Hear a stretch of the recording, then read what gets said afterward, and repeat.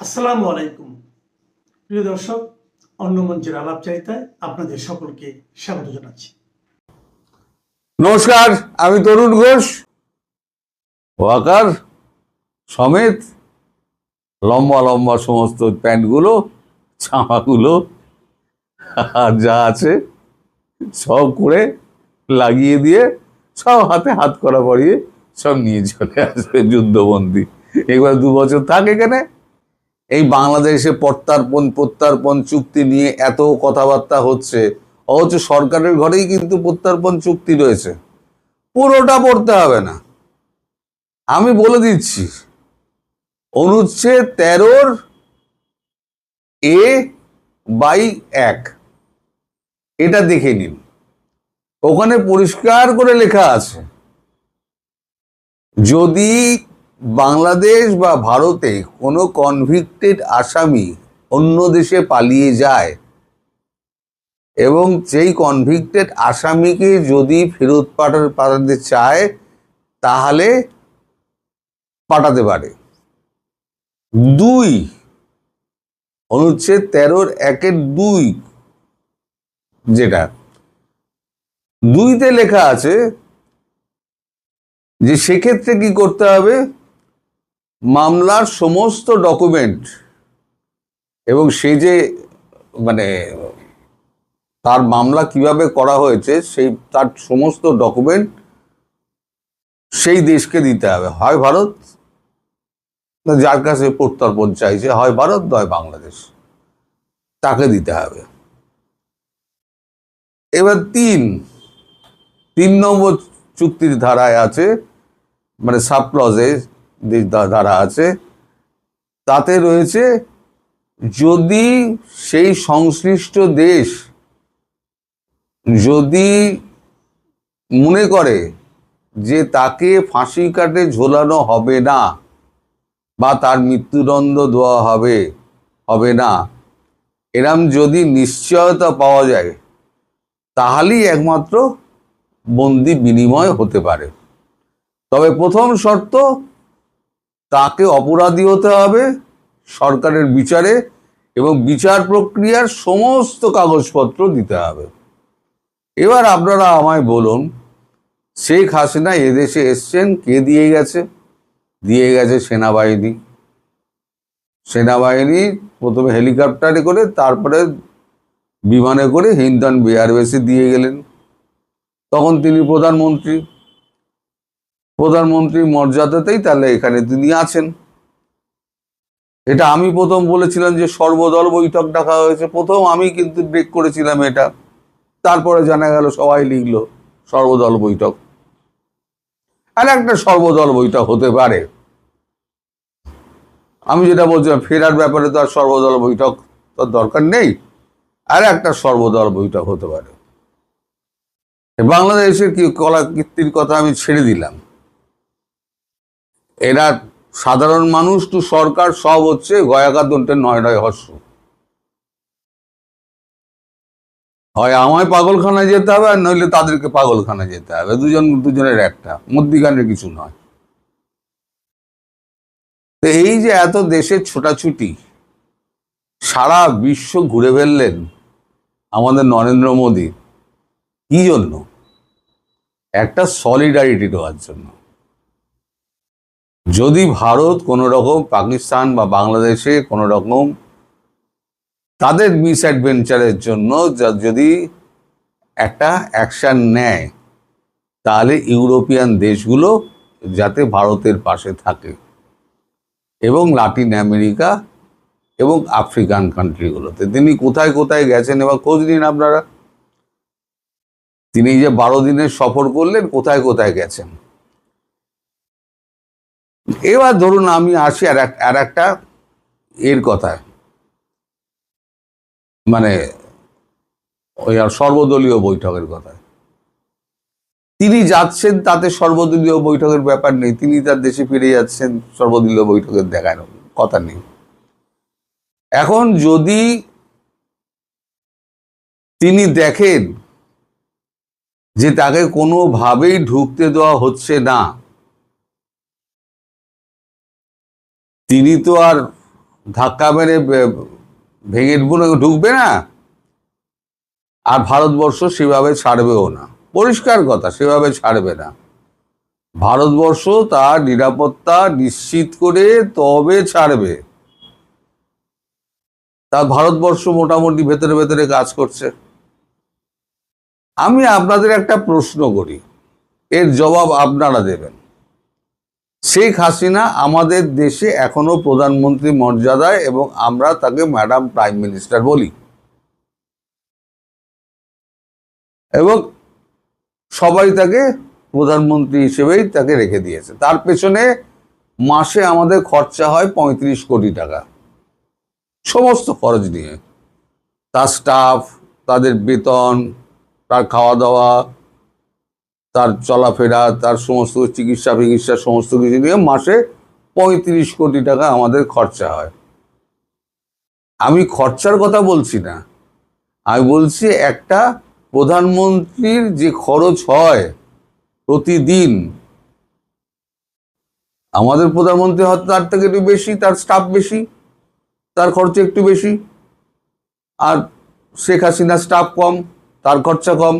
যদি 3 গুণ স্টাফ হয় তাহলে নরেন্দ্র মোদীর মতোই হয়ে যাবে, কারণ নরেন্দ্র মোদী যা খান তা সেই একই খাবার তো তিনি খান, কেউ তো আর বেশি কম খাওয়ার ব্যাপার নেই, দুজনেরই বয়স হয়েছে। তো এখন তিনি যদি, এটা আমার কথা,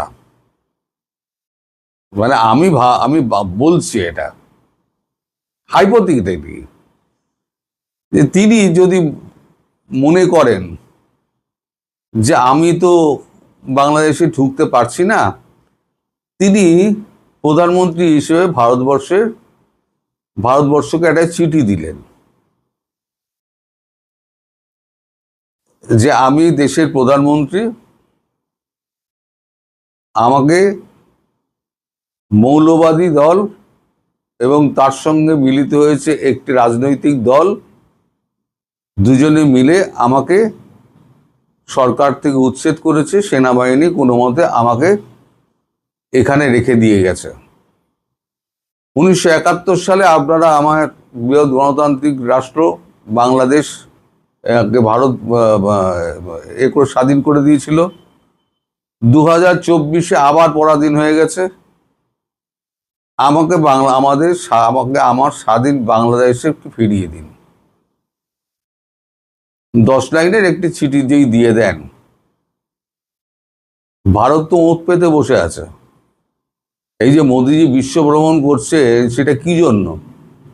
সেটা করছেন এই জন্য যে যদি পাকিস্তান এবং বাংলাদেশের ওপরে কোনো অ্যাগ্রেসিভ অ্যাটিটিউড ভারতবর্ষ দেখায়, তাহলে অ্যাটলিস্ট ইউরোপিয়ান ইউনিয়ন, ব্রিটেন,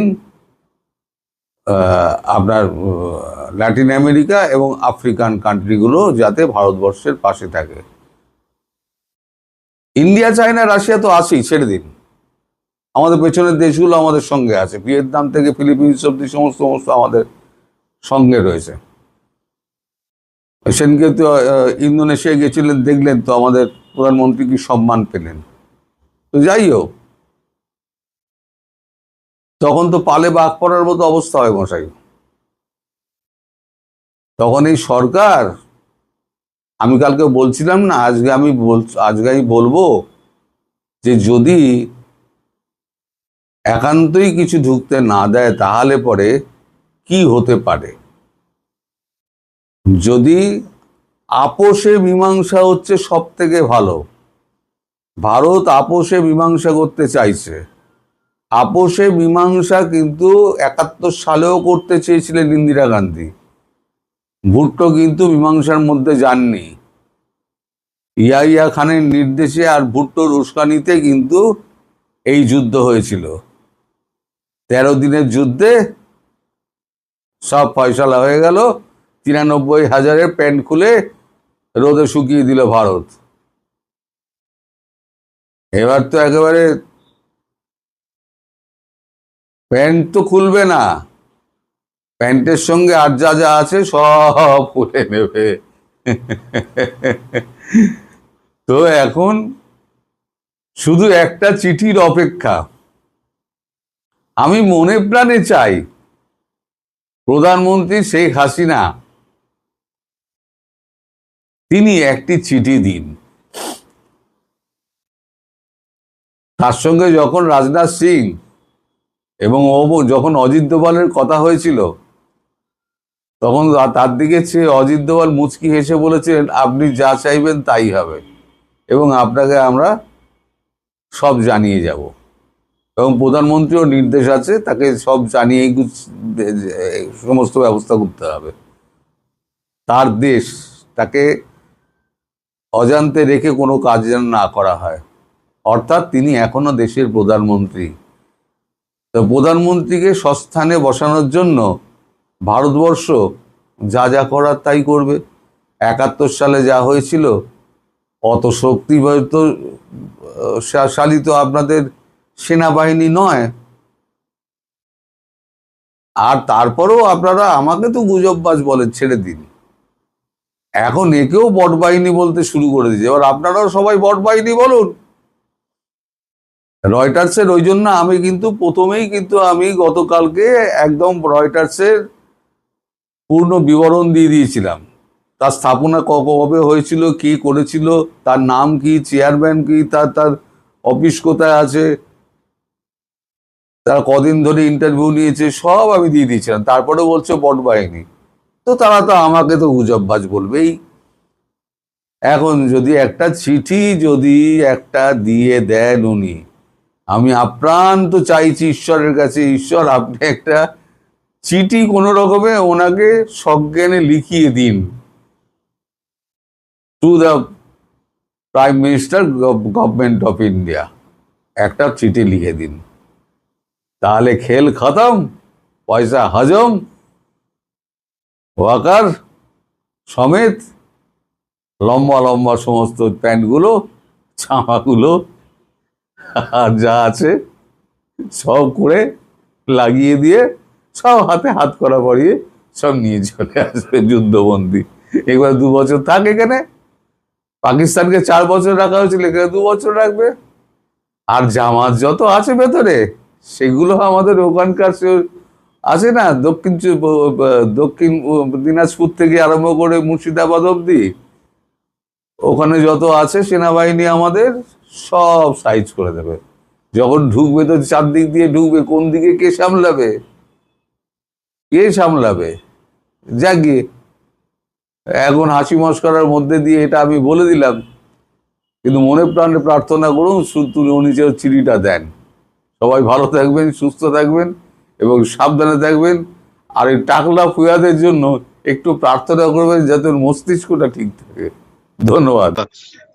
গত কয়েকদিন ধরে বাংলাদেশের রাজনীতিতে তোলপাড় খবর শেখ হাসিনার ডিসেম্বরে ফিরে আসার ঘোষণা, এবং আপনারা জানেন যে আপনাদের অনুরোধের প্রেক্ষিতে, দর্শকদের অনুরোধের প্রেক্ষিতে আমরা আমাদের শ্রদ্ধাভাজন এবং সবার প্রিয় আলোচক ভারতের দিল্লি প্রেস ক্লাবের সাবেক সভাপতি জনাব গৌতম লাহিড়ীকে আমরা পরশু আমন্ত্রণ জানিয়েছিলাম এবং আপনারা আগ্রহ ভরে তার সমস্ত আলোচনা শুনেছেন। আজকে কিছু আপডেট থাকা বিধায় দাদা নমস্কার জানিয়ে শুরু করছি আপনাকে। আমরা জানি যে ভারতের পররাষ্ট্র মন্ত্রণালয়ের সাপ্তাহিক যে নিয়মিত ব্রিফিং, সেই ব্রিফিং এ শেখ হাসিনা প্রসঙ্গ উঠে এসছে। আজকে সেই ব্রিফিং এ কি কি বিষয় উঠে এসছে এবং কি ছিল একটু যদি কাইন্ডলি আমাদের দর্শকদের জানাতেন। দেখুন, পররাষ্ট্র মন্ত্রণালয়ের ব্রিফিং এ নানা বিষয়ে প্রশ্ন হয়ে থাকে। তা আমি নিজে প্রশ্নটা করছিলাম মুখপাত্রকে যে শেখ হাসিনা সম্প্রতি একটা ইন্টারভিউ দিয়ে বলেছেন তিনি দেশে ফিরতে চান এবং সেক্ষেত্রে তিনি ডিসেম্বরে ফিরতে হইবেন, এরকম একটা বলেছেন। তখন যেটা মঞ্চ থেকে যে উত্তরটা দেন রণদীপ জয়সওয়াল, তাতে তিনি বলেন যে ভারতের কাছে একটা বাংলাদেশের একটা প্রত্যর্পণ চুক্তি অনুসারে একটা রিকোয়েস্ট, অনুরোধ পেন্ডিং আছে। সে কারণে আমাদের যদি ফেরত দিতে হয় তাহলে এক্সট্রাডিশন ট্রিটি চুক্তি অনুসারে যে আইনি প্রক্রিয়া, বিচার বিভাগীয় প্রক্রিয়া, সেই অনুসারে ফেরত দেওয়া যেতে পারে। কিন্তু তিনি যে শেখ হাসিনা ফেরত দিতে, তিনি যে চলে যেতে চান ভারত ছেড়ে এবং তার নিজের দেশে ফিরতে চান, সেটা আমি এটাও প্রশ্ন করেছিলাম যে আপনাদের সঙ্গে বাংলাদেশ সরকারের কোনো আলোচনা হয়েছে কি। সেটারও কোনো জবাব দেননি। কিন্তু এর পরে আমাদের সাধারণত যেটা হয় যে ব্রিফিং এর পরে এগুলোর অনেকে আমরা ব্যাখ্যা চাই যে এটা আপনি বললেন তার অর্থ।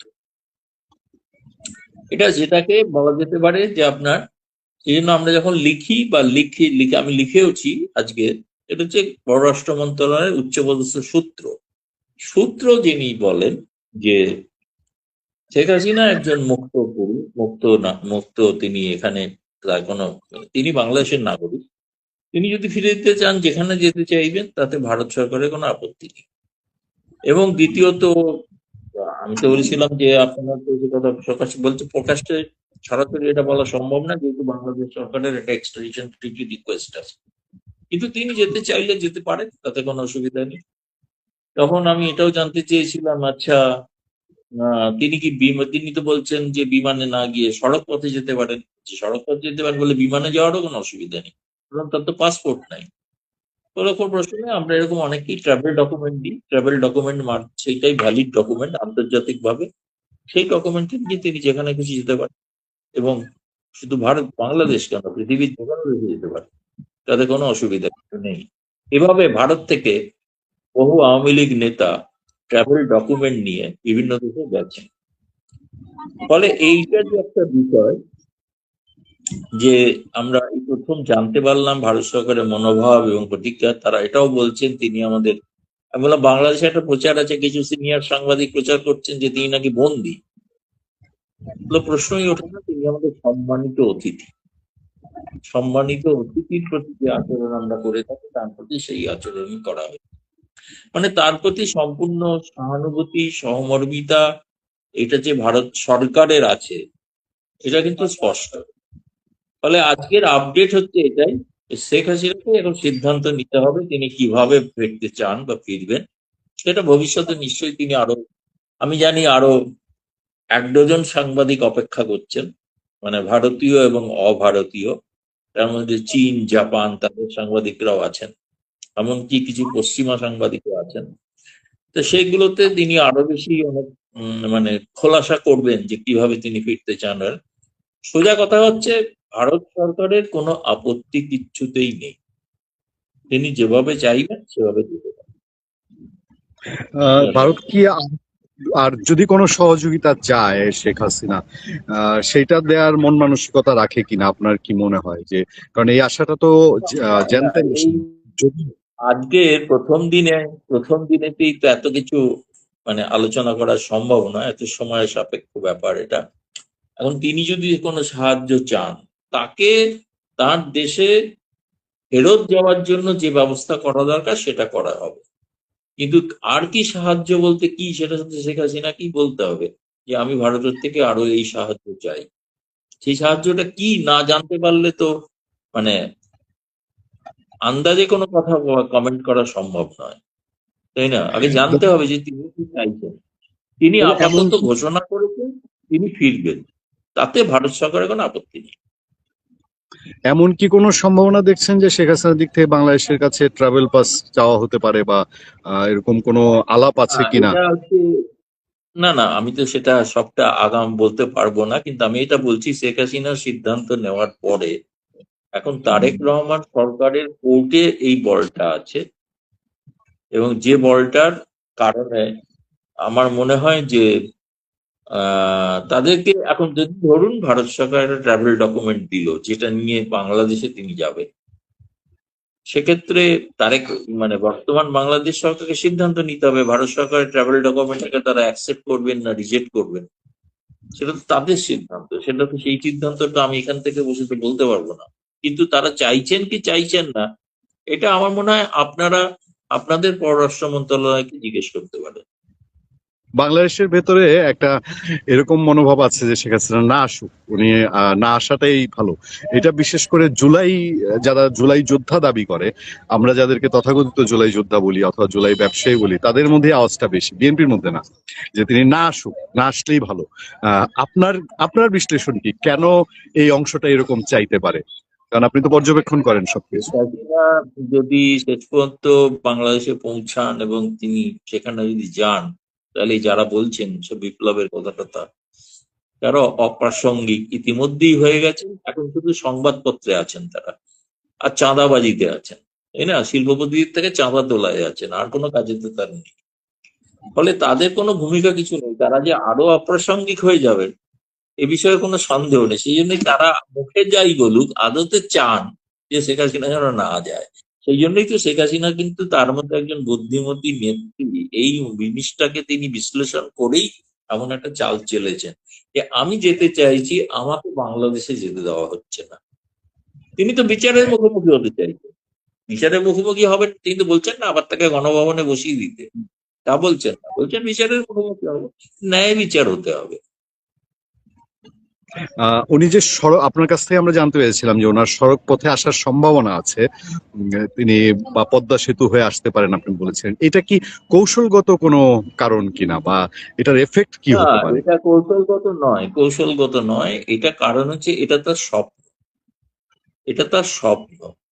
তিনি চান যে যখন এভাবে, তিনি তো একটা বিমান বাহিনীর বায়ুসেনার বিমানে করে চলে এসেছিলেন, তিনি যখন মানে ধরুন 1981 সালে ফিরে গিয়েছিলেন, সেটা ভারত থেকে, তো তখনকার যে সরকার তারা তো অ্যাকসেপ্ট করেছিল, তারা তো সেই ট্রাভেল ডকুমেন্ট ইত্যাদি দিয়েও ছিল এবং গিয়েছিলেন, তিনি শুধু বিমান পথেই গিয়েছিলেন।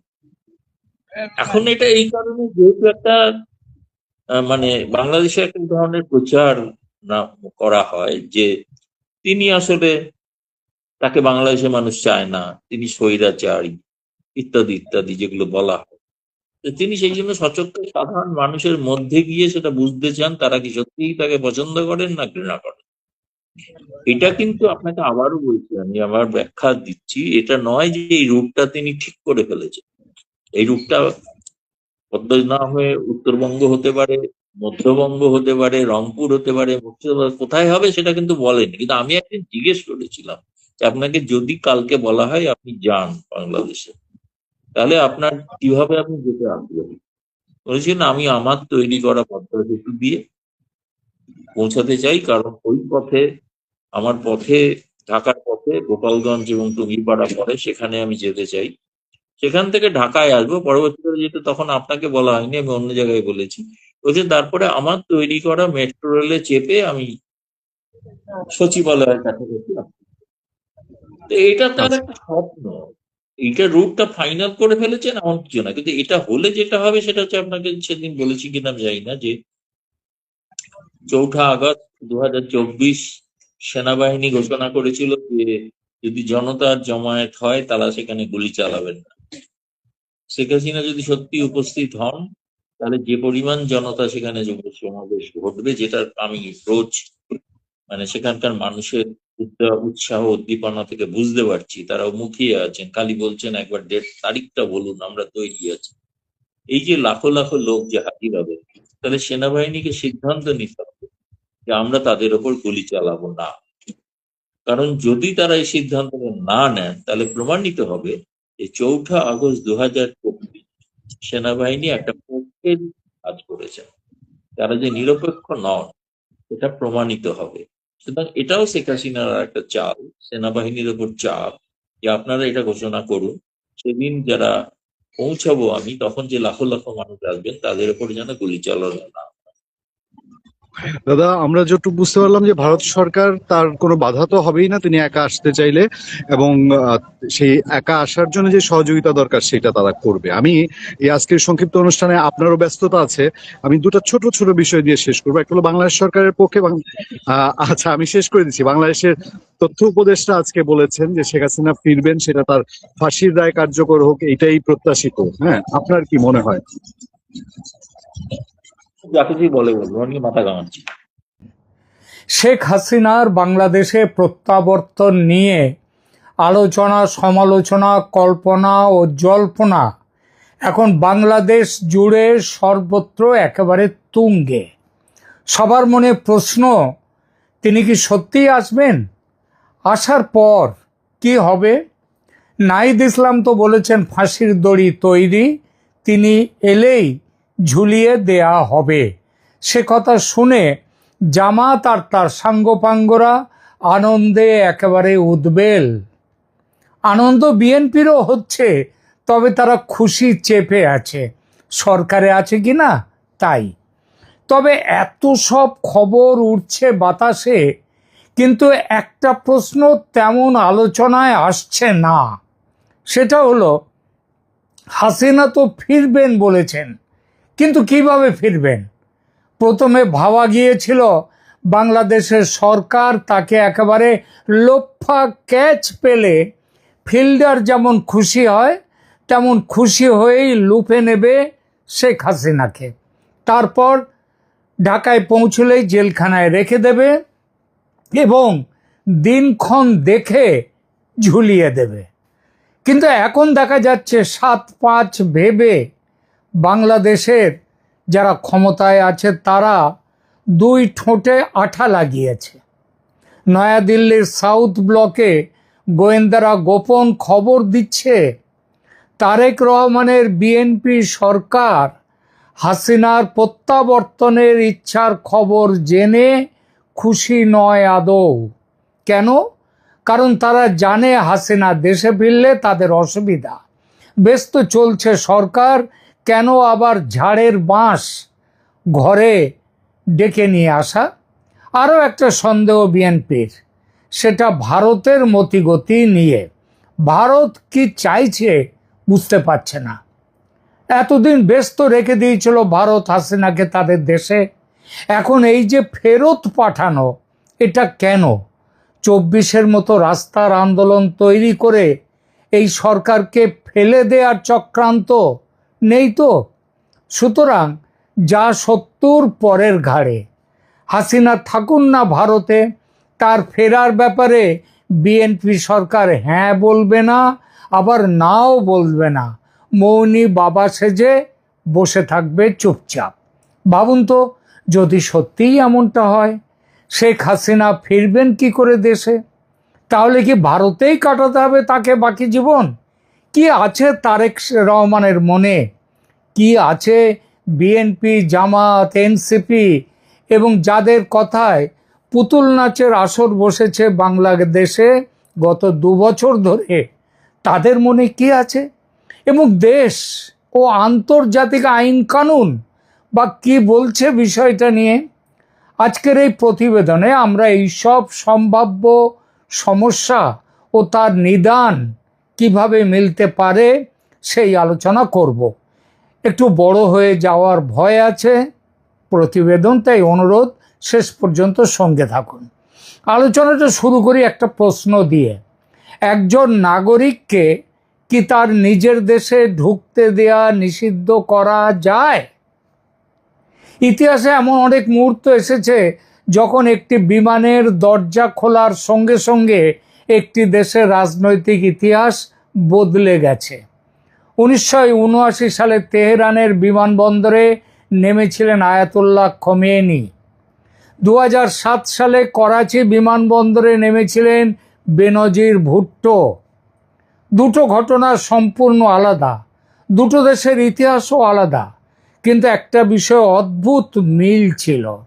দুজনের প্রত্যাবর্তনই শুধু একজন মানুষের দেশে ফেরা ছিল না, সেটি ছিল একটি রাষ্ট্রের ভবিষ্যতের মোড় ঘোরানোর মুহূর্ত। আজ দক্ষিণ এশিয়ায় আবার কি তেমনই একটা মুহূর্ত তৈরি হতে চলেছে শেখ হাসিনার দেশে ফেরার ঘটনায়?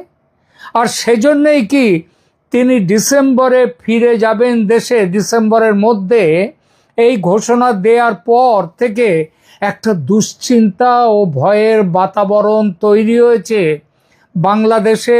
বর্তমানে যারা সরকারে থেকে এবং সরকারের বিরুদ্ধ দলে বসে থেকে রাজনীতি নিয়ন্ত্রণ করছে তাদের মধ্যে। তাই হাসিনার ফিরে আসার ঘোষণায় তারা বাক্যহারা, ভয়ের মধ্যে রয়েছেন। শেখ হাসিনা প্রকাশ্যে জানিয়েছেন তিনি দেশে ফিরে আদালতের মুখোমুখি হতে চান, কিন্তু প্রশ্ন উঠছে ফিরবেন কিভাবে?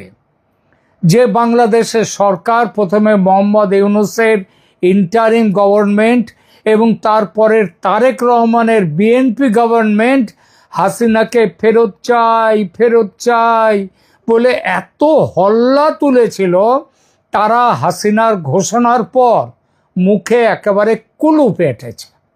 কোথায় এই ঘোষণা শুনে বলবে ডিসেম্বর পর্যন্ত দেরি করার কি দরকার, তাড়াতাড়ি এলেই তো হয়, আমরা আমাদের কাজটা শেষ করতে পারি। কবে আসবেন বলুন, বিমান পাঠাচ্ছি, এটাই তো বলা উচিত ছিল। এই কথা তো বলছেনই না, বরং একেবারে চুপ, যেন ভয় পেয়েছেন। কিন্তু তার ভয় পাওয়াটা, তাদের ভয় পাওয়াটা তাদের কাছে থাক। আমরা হাসিনার কথায় ফিরি। কিভাবে ফিরবেন তিনি দেশে? মানুষ তো পাখি নয়, পাখির পাসপোর্ট লাগে না, ভিসা লাগে না, পাখিকে আকাশে আটকে দেওয়ার কেউ নেই। মানুষের জন্য সীমান্ত আছে, সেখানে পারাপারের জন্য ডকুমেন্ট লাগে। ভূমিতে গেলেও ডকুমেন্ট, আকাশে গেলেও ডকুমেন্ট।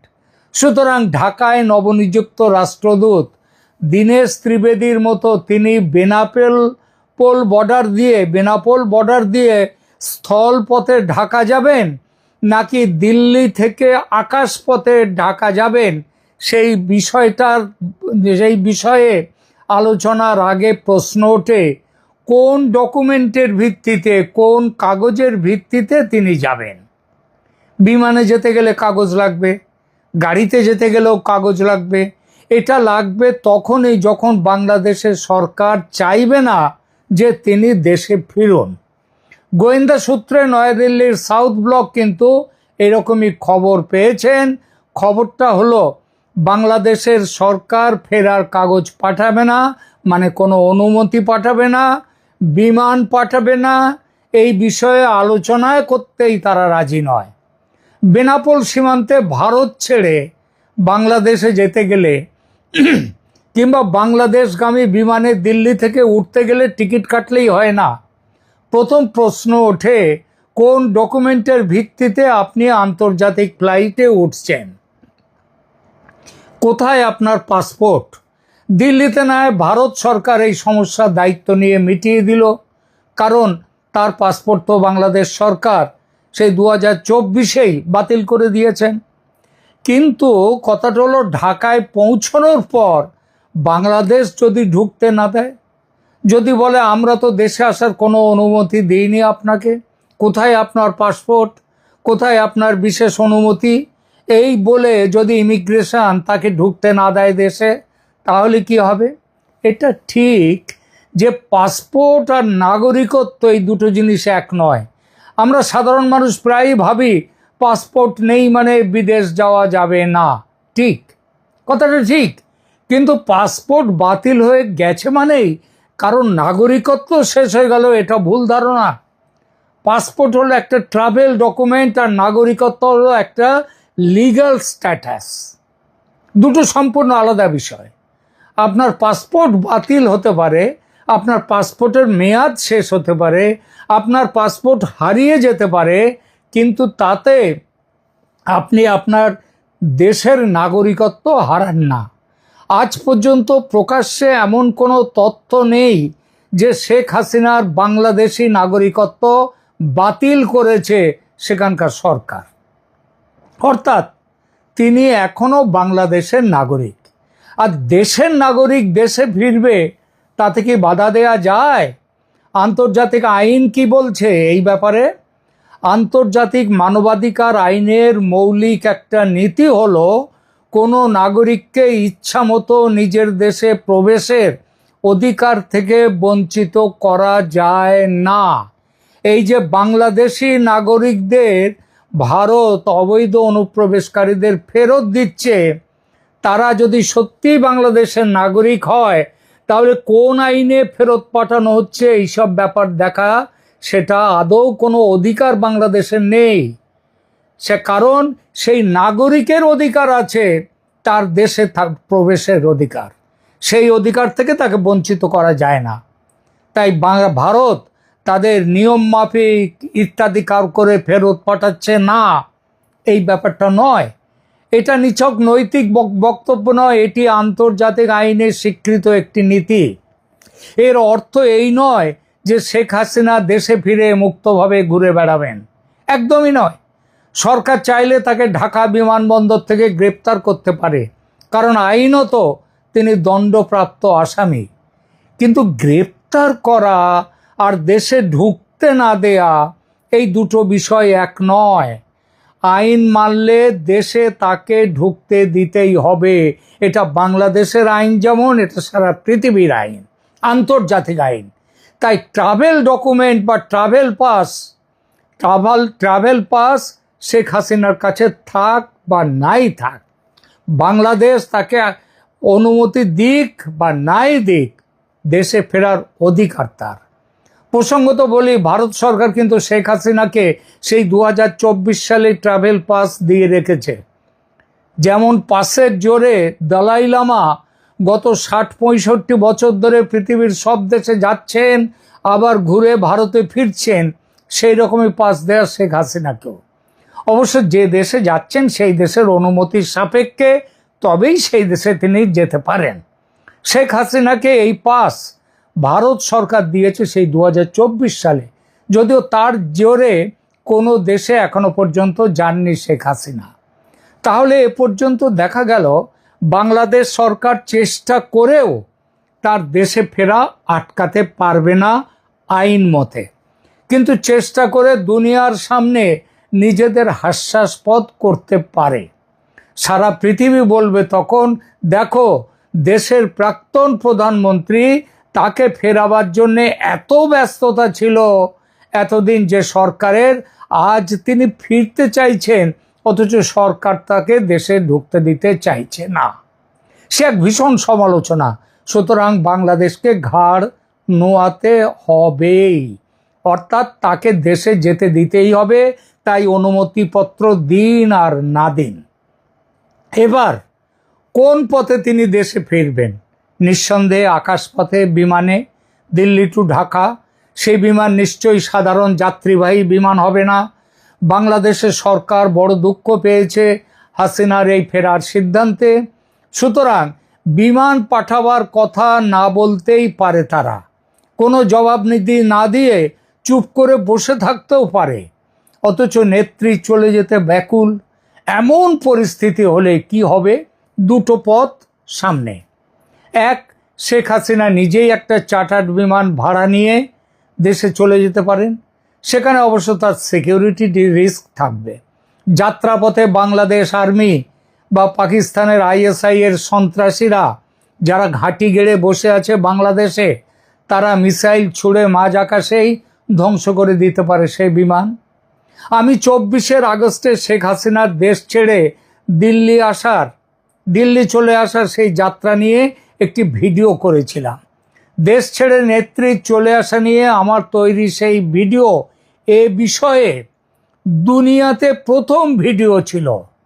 সেখানে আমি বলেছিলাম আকাশে আক্রান্ত হওয়ার ভয়ে কিভাবে শেখ হাসিনাকে নিয়ে যাওয়া বিমানটি বাংলাদেশের আকাশসীমা অতিক্রম করেছিল। সমস্ত রকম যোগাযোগ বিচ্ছিন্ন করে তারা অতিক্রম করেছিল বাংলাদেশের আকাশসীমা।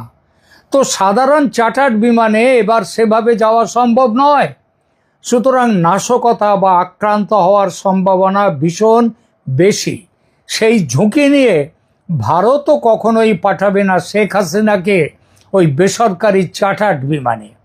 দ্বিতীয় পথ, ভারত নিজে তার সামরিক বিমানে করে পাঠাতে পারে শেখ হাসিনাকে, কিন্তু সেখানেও বড় সমস্যা। প্রথমত, বাংলাদেশ একটা স্বাধীন সার্বভৌম দেশ। ভারতের সামরিক বিমান সে দেশের অনুমতি ছাড়া তার আকাশ সীমায় প্রবেশ করলে সেটা আন্তর্জাতিক কানুনের বিরুদ্ধে চলে যায়। ঢাকা সে বিমানকে ল্যান্ডিংও যদি করতে দেয়, ল্যান্ডিং করার অনুমতি নাও দিতে পারে ঢাকা পৌঁছবার পর। আর সবচেয়ে বড় কথা হলো, সেই বিমানকেও আক্রমণ করে মাঝ আকাশে ধ্বংস করে দেওয়ার চেষ্টা হতেই পারে। ভারতের পক্ষে সেরকম ঝুঁকি নেওয়াও সমীচীন হবে না। তাহলে কোন পথ খোলা আছে সামনে? এক, ভারত সরকার বাংলাদেশ সরকারের সঙ্গে কূটনৈতিক স্তরে আলোচনা করে বাংলাদেশকে তাদের প্রাক্তন প্রধানমন্ত্রীকে নিয়ে যাওয়ার ব্যাপারে রাজি করাতে পারে। দুই, রাজি হলে ভালো, না হলে ভারতীয় সেনার পক্ষ থেকে বাংলাদেশ সেনাকে বলা হতে পারে 2024-এর 5ই আগস্টে তোমরা সামরিক বাহিনী তোমাদের নিজেদের উদ্যোগে নিজেদের বিমানে আমাদের কাছে তাকে গচ্ছিত রেখে গিয়েছিলে। আজ তোমরাই আবার তাকে নিয়ে যাও, আমরা আর রাখতে পারছি না, এবং কারণ তিনি চলে যেতে চাইছেন। বাংলাদেশের সেনাবাহিনীর কাছে একটা বড় চাপ হবে ভারতের সামরিক বাহিনী এই দাবি তুললে। শেখ হাসিনাকে দেশে নিয়ে গিয়ে বেসামরিক কর্তৃপক্ষ বা পুলিশের হাতে তুলে না দিয়ে, সেটাও তাদের পক্ষে দেওয়াটা মুশকিল, সেটা না দিয়ে তারা করতে পারে কি, শেখ হাসিনাকে সেনা হেফাজতে রেখে দেবে। আমার কাছে খবর আছে এ বিষয়ে বাংলা সেনার সঙ্গে ভারতীয় সেনার আলোচনা চলছে খুব গোপনে। মনে হচ্ছে ভারতের জন্য এবং শেখ হাসিনার জন্য এই বিকল্পটি সবচেয়ে ভালো এবং এর গ্রহণযোগ্যতা সবচেয়ে বেশি। তবে পাকিস্তানের আইএসআই এটাকে একদম মানবে না, এটা নিশ্চিত। তারা এর তীব্র বিরোধিতা করবে। আইএসআই এর সঙ্গে থাকবে জামাত, এনসিপি, এমনকি বিএনপির একটা বড় অংশ, সেনার একটা অংশকেও তারা পাবে সঙ্গে। সেনার মধ্যে তখন একটা তীব্র বিভাজন দেখা দিতে বাধ্য শেখ হাসিনাকে নিয়ে, যার ফলে একটা সেনা অভ্যুত্থান ঘটে গেলেও অবাক হওয়ার কিছু নেই। কিন্তু সেটা এই প্রতিবেদনের আলোচ্য নয়। এখানে আলোচ্য শেখ হাসিনার দেশে ফেরা নিয়ে, কিভাবে তিনি ফিরবেন সেই বিষয়ে কথা বলছি আমরা। ধরা যাক শেষ পর্যন্ত যে কারণেই হোক বাংলাদেশ সেনার পক্ষ থেকে নিয়ে যাওয়ার ব্যবস্থাটাও হলো না। তেমন পরিস্থিতিতে আর কোন বিকল্প ব্যবস্থা থাকতে পারে? আন্তর্জাতিক পর্যবেক্ষকদের উপস্থিতিতে প্রত্যাবর্তন। এটি অত্যন্ত সংবেদনশীল, কিন্তু ইতিহাসে এমন নজির রয়েছে যেখানে আন্তর্জাতিক উপস্থিতি উত্তেজনা কমানোর চেষ্টা করেছে, উত্তেজনাকে নিয়ন্ত্রণে রেখেছে। আর একটি বিকল্প, বাংলাদেশের আদালতে শেখ হাসিনার পক্ষ থেকে আগাম আবেদন হবে আমাকে দেশে ফিরতে দেয়া হোক, এই সরকার ফিরতে দিচ্ছে না। এটি নজিরবিহীন হবে, কিন্তু অসম্ভব নয়। আবার এটাও ঠিক, আইনি গড়িমসির সুযোগ নিয়ে সেই মামলা ঝুলিয়ে রাখা হবে অনন্তকালের জন্য, এবং যতদিন না মামলা হয় ততদিন শেখ হাসিনাকে বাধ্য হয়ে ভারতে থাকতে হবে। অতঃপর আসি শেষ বিকল্পে, আন্তর্জাতিক চাপ সৃষ্টি করে বাংলাদেশ সরকারকে বাধ্য করা যাতে শেখ হাসিনার দেশে ফেরার ব্যবস্থা তারা করে। জাতিসংঘের পক্ষ থেকে বাংলাদেশকে বলাই যেতে পারে, দেশের নাগরিক দেশে ফিরতে চাইলে আটকে রাখা যায় না, তোমরা ব্যবস্থা করো। সে ব্যবস্থায় যুক্ত থাকতে হবে বাংলাদেশ সেনাকে। তারা তাদের ব্যবস্থাপনায় শেখ হাসিনাকে দেশে নিয়ে যাবে। দেশে নিয়ে যাওয়ার পর সেনা হেফাজতে থাকবেন নেত্রী। সেখান থেকে তার বিরুদ্ধে শাস্তির পুনর্বিচার চেয়ে তিনি সুপ্রিম কোর্টে যাবেন। এই পুরো প্রক্রিয়াগুলো হবে আন্তর্জাতিক সংস্থার নজরদারিতে। আন্তর্জাতিক সংস্থার সাথে আন্তর্জাতিকভাবে বিভিন্ন দেশ থাকবে, পশ্চিমের দেশ থাকবে, আমেরিকা থাকবে, ভারত তো থাকবেই, যার মধ্যে জাতিসংঘের পাশাপাশি থাকবে, এদের পাশাপাশি থাকবে আন্তর্জাতিক মিডিয়া। পুরো ঘটনাক্রমের ওপর আন্তর্জাতিক সংবাদ মাধ্যমের তীক্ষ্ণ নজর থাকবে। আমার কাছে খবর আছে শেখ হাসিনা তার দেশে ফেরার সময় তার সঙ্গে যাওয়ার জন্যে সাংবাদিকদের বিভিন্ন মিডিয়ার লিস্ট তৈরি করা হচ্ছে, দেশের এবং দেশের বাইরের আন্তর্জাতিক মিডিয়া। আপনি যদি ভাবেন ইন্টারন্যাশনাল মিডিয়ার কি দায়ে পড়েছে, তাহলে আপনি ভুল ভাবছেন। বাংলাদেশ ও শেখ হাসিনা এতদিন সেভাবে কভারেজ পায়নি, নিরপেক্ষ কভারেজ পায়নি। আজ রয়টার্সের এক ইন্টারভিউয়ের পর বিশ্ব মিডিয়া কড়া নজর রেখেছে শেখ হাসিনার দেশে ফেরার ওপর। এরকম নজর রাখার দুটো উদাহরণ এই মুহূর্তে মনে পড়ছে আমার, দুটোই অন্য দেশের। প্রথম উদাহরণ বেনজির ভুট্টোর, তার 8 বছর পর দেশে ফিরে আসা। 2007 সাল পাকিস্তান 8 বছর নির্বাসনে থাকার পর দেশে ফিরলেন সাবেক প্রধানমন্ত্রী বেনজির ভুট্টো। তিনি শুধু একজন রাজনৈতিক নেতা হিসেবে ফিরছিলেন না, তিনি ফিরছিলেন এমন এক দেশে যেখানে সেনাবাহিনী, বিচার ব্যবস্থা, রাজনৈতিক দল এবং আন্তর্জাতিক শক্তিগুলোর মধ্যে জটিল টানাপোড়েন চলছিল, অনেকটা আজকের বাংলাদেশের মতো। কিন্তু সবচেয়ে আশ্চর্যের বিষয় কি ছিল জানেন? বেনজিরের সঙ্গে করাচিতে নেমেছিল সেদিন গোটা পৃথিবীর সংবাদ মাধ্যম, Reuters, Associated Press, AFP, BBC, CNN, Al Jazeera, Sky News, প্রায় সবাই। কারণ বিশ্ব বুঝেছিল এটা শুধু পাকিস্তানের খবর নয়, এটি আন্তর্জাতিক রাজনীতির খবর। করাচির রাস্তায় সেদিন লক্ষ লক্ষ মানুষ, টেলিভিশনের লাইভ সম্প্রচার, তারপর তারই মধ্যে একটি ভয়ঙ্কর বিস্ফোরণ। সেদিন তিনি বেঁচে গিয়েছিলেন, কিন্তু কয়েক সপ্তাহ পর রাওয়ালপিন্ডিতে আততায়ীর হাতে নিহত হন। ইতিহাস আমাদের একটি শিক্ষা দিয়েছে, যখন কোনো নেতার প্রত্যাবর্তন একটি রাষ্ট্রের ভবিষ্যৎ বদলে দিতে পারে, তখন সেটি আন্তর্জাতিক ঘটনায় পরিণত হয়। শেখ হাসিনার ঘটনাও সেটাই হয়ে উঠছে, এবং সেজন্যেই সতর্কতা। দ্বিতীয়টি ইরানের উদাহরণ, কিন্তু ভিন্ন বাস্তবতা। 1979 সাল দীর্ঘ নির্বাসনের পর আয়াতুল্লাহ খোমেনি দেশে ফিরলেন। আমি আবারও বলছি, বাংলাদেশের বর্তমান পরিস্থিতির সঙ্গে ইরানের বিপ্লবের তুলনা করা ভুল হবে। দুই দেশের ইতিহাস আলাদা, দুই সমাজ আলাদা, দুই রাজনৈতিক প্রেক্ষাপটও আলাদা, কিন্তু একটি মিল আছে। বিশ্বের সংবাদ মাধ্যম বুঝেছিল এই প্রত্যাবর্তন শুধু একজন মানুষের দেশে ফেরা নয়, এটি ইতিহাসের একটি নতুন অধ্যায়। তাই বিশ্ব তাকিয়েছিল, এবারও বিশ্ব তাকিয়ে থাকবে বাংলাদেশের দিকে, শেখ হাসিনার দিকে। বুঝতে পারছেন কি কূটনৈতিক টানাপোড়েন, কি বিপুল মিডিয়া অ্যাটেনশন আসতে চলেছে শেখ হাসিনার এই ফেরার ব্যাপারটা নিয়ে।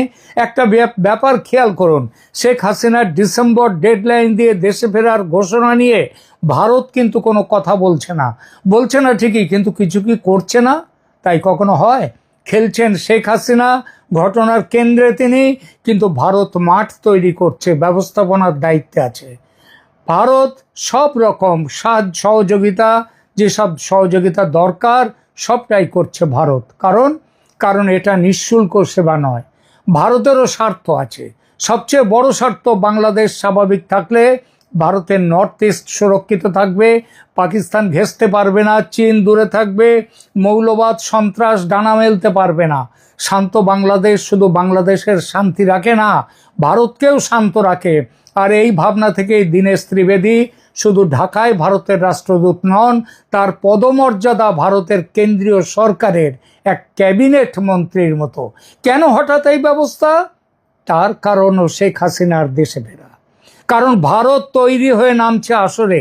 আমি বলছি না দিল্লি নিশ্চিত জানে কি ঘটবে বাংলাদেশে, এমন দাবি করার কোনো ভিত্তি নেই যে এটাই ঘটবে, কিন্তু রাষ্ট্রের কাজ হলো সবচেয়ে খারাপ সম্ভাবনার জন্যও প্রস্তুতি নেওয়া।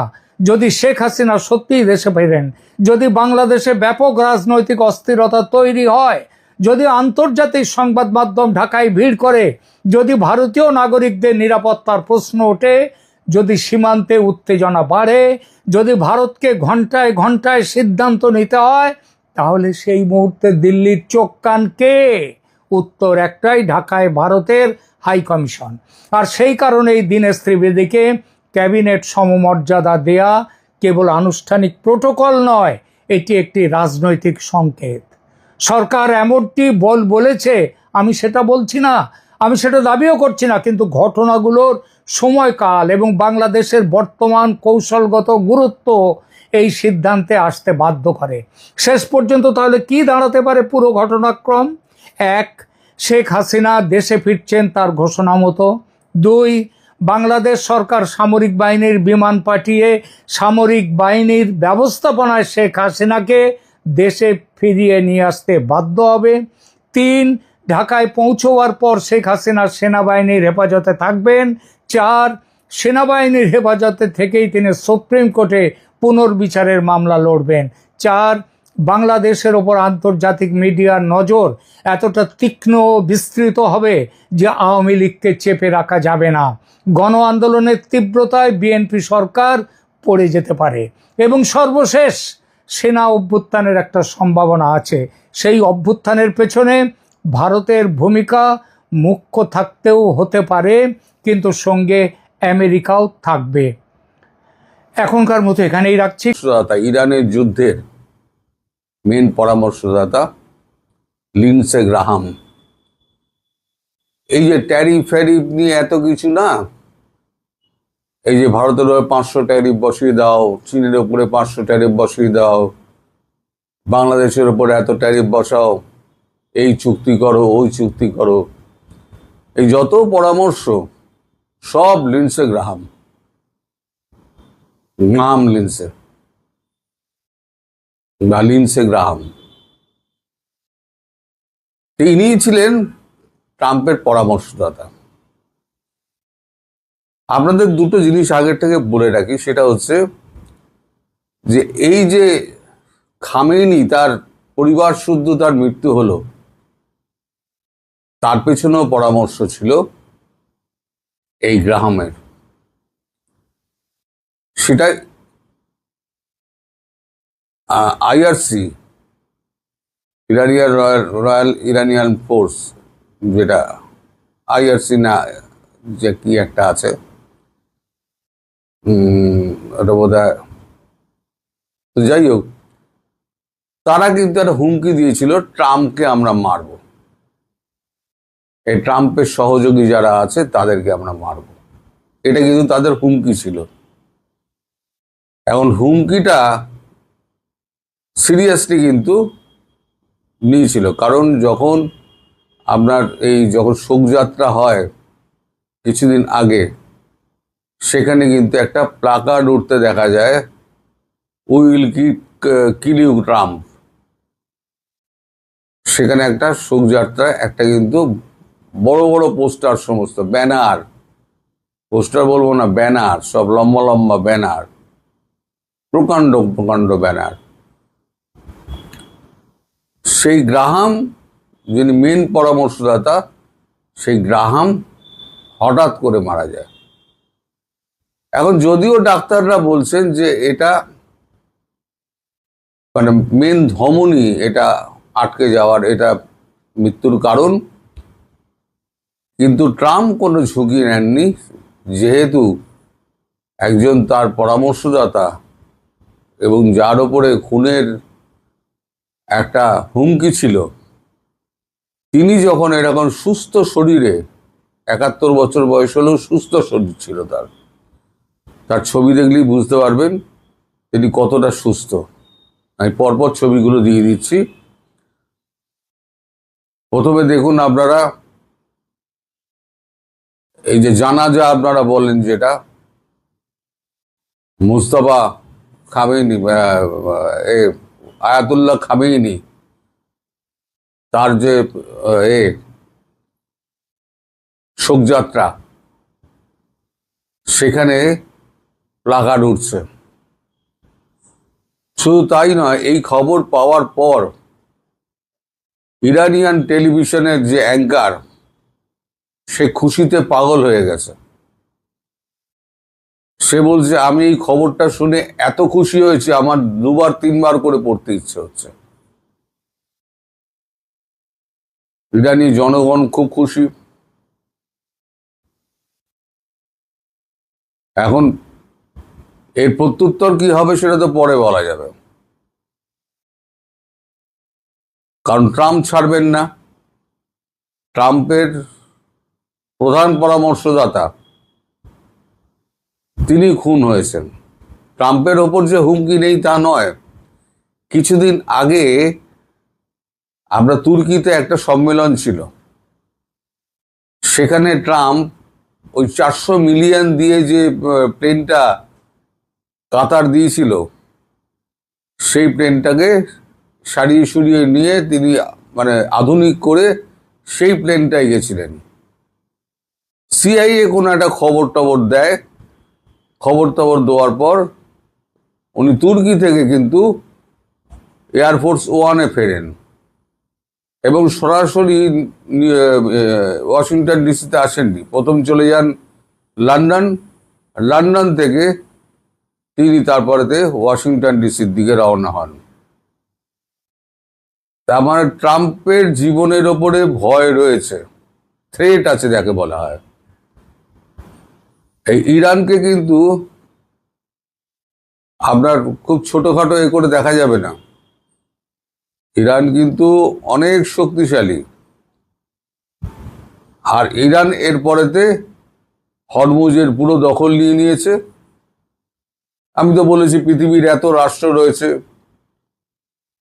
একটা রাষ্ট্র কিন্তু রা করে না, একটা রাষ্ট্র কোনো রা করে না, যে যার নিজেরটা সামলাচ্ছে। অন্যের অন্যের ব্যাপারে কেউ এগিয়ে আসবে না। আমি বারবার বলি না, সবাই যে যারটা নিজের সামলায়, অন্যে আপনাকে জিতিয়ে দেবে, এই প্রশ্নটা মানে এতে ভাবনায় থাকাটা হচ্ছে ভুল। এখনো পর্যন্ত জবরদখল করে রেখে দিয়েছে, বিশুদ্ধ গুন্ডাগির্দি চলছে, বিশুদ্ধ গুন্ডাগির্দি। ধরো স্টেট অফ হরমুজ যেটা আছে, স্টেট অফ হরমুজের ওপাশটা হচ্ছে ওমানিয়ান জলসীমা, এপাশটা হচ্ছে ইরানের জলসীমা। তুমি ইরানের জলসীমা বন্ধ করতে পারো, তুমি ওমানের জলসীমা তো বন্ধ করতে পারো না। ইরান কি করেছে, পুরো স্টেট অফ হরমুজে কাউকে ঢুকতে দেবে না। $2 বিলিয়ন করে প্রতি জাহাজে দিতে হবে, তবে সে পার হতে দেবে। শুরুটা কে করেছিল ভাই? শুরুটা তো আমেরিকাই করেছিল। এই যে যুদ্ধ করে কিছু পেল আমেরিকা, কিছু পায়নি। সারা পৃথিবীতে একটা তুলকালাম ঘটিয়ে দিয়েছে তেল নিয়ে। এখন সারা পৃথিবী তেলের আশঙ্কায় ভুগছে। নিজের ওপরে হুমকি নামিয়ে আনলেন, তার আশেপাশে সে পরামর্শদাতা তাদের ওপরে হুমকি এনে দিলেন, একজন তো টসকে গেলেন। ইরান এখন খুশিতে নাচছে। কতদিন চলবে এই সমস্যা? কিন্তু দীর্ঘকাল চলবে। এখনই এই সমস্যার সমাধান হবে না, কারণ ট্রাম্প এরপর ডবল শক্তি নিয়ে ইরানের ওপরে ঝাঁপাবে। ইরান আবার ওয়াশিংটন তো মারতে পারবে না, মারবে কোথায়? উপসাগরীয় দেশগুলোর একদম মারবে। ফলে এইবারেতে আরো সমস্যা বাড়বে, আমাদের তেলের সংকট আরো বাড়বে, তেলের দাম হু করে বাড়বে, বাজার মূল্য একেবারে হু করে বাড়বে। কারণ তেলের উপরে আঘাত হলে পরে তো বাজার বাড়বেই, বাজার দর বাড়বেই, ট্রান্সপোর্ট খরচা বেড়ে যাচ্ছে। মেন তো হচ্ছে কি ওইটা। তো এরপরে কি ঘটনা ঘটবে? এরপর ট্রাম্প কতটা অ্যাগ্রেসিভ হবেন সেটার দিকে চেয়ে থাকা যাক।